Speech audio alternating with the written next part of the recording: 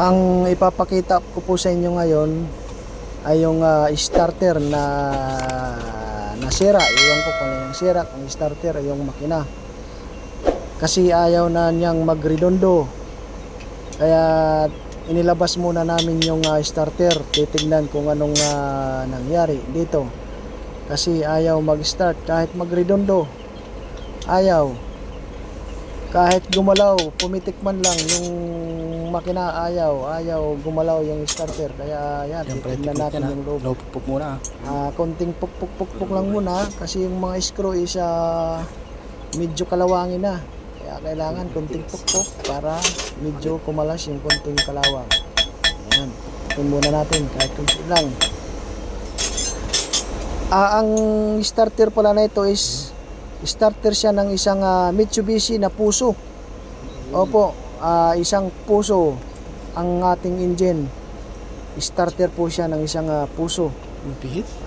Titignan natin yung loob kung anong nangyari. Ayaw na niyang magredondo. Kaya titignan natin yung loob nito kung anong nangyari. Kasi sa malamang starter ang may diferensya. Kaya ayaw magredondo yung ating engine. Kaya yan, titignan muna natin ang loob kung anong nangyari dito sa loob na ito. Pag natanggal na isang screw na yan, makikita na natin yung loob kung anong nangyari dito sa loob. Ayan, medyo pupukpukin lang natin kasi na-stack up, medyo kinalawang ng konti para kumalas. Konting pukpuk lang yan, konting pukpuk, tapos yan, mamarkingan natin para pagbalik natin doon pa rin siya may babalik. Yan, pukpukin lang natin para kumalas yung konting kalawang. Drug. Ayun na, nabuksan na po natin yung starter at yun na nga ang nangyari, nagkanda durug-durug yung loob ng starter, yung mga wire parang giniling siya. Ang nangyari kasi dito mga kabiyaheros is pilit na in-start na kahit nakakambyo, naipit yung kambyuhan, nakakambyo siya, pilit na in-start. Kaya yan, ganyan ang nangyari, nadurog-durog yung mga loob. Ayan ang mangyayari pagka nakakambyo na in-start. Yan po ang tatandaan natin mga kabiyaheros. Ang video pala na ito is para sa mga baguhan lang. Pero yung mga datihan na, mga veterans, alam na nila ito.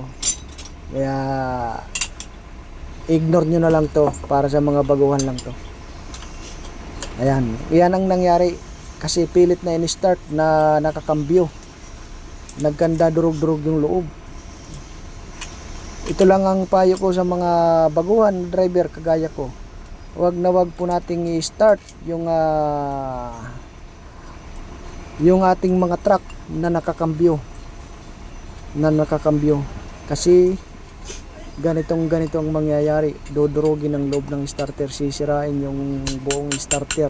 Ayan, pukpukin lang natin para mabuksan pa natin yung isa pa, para may labas na natin itong isang kaha,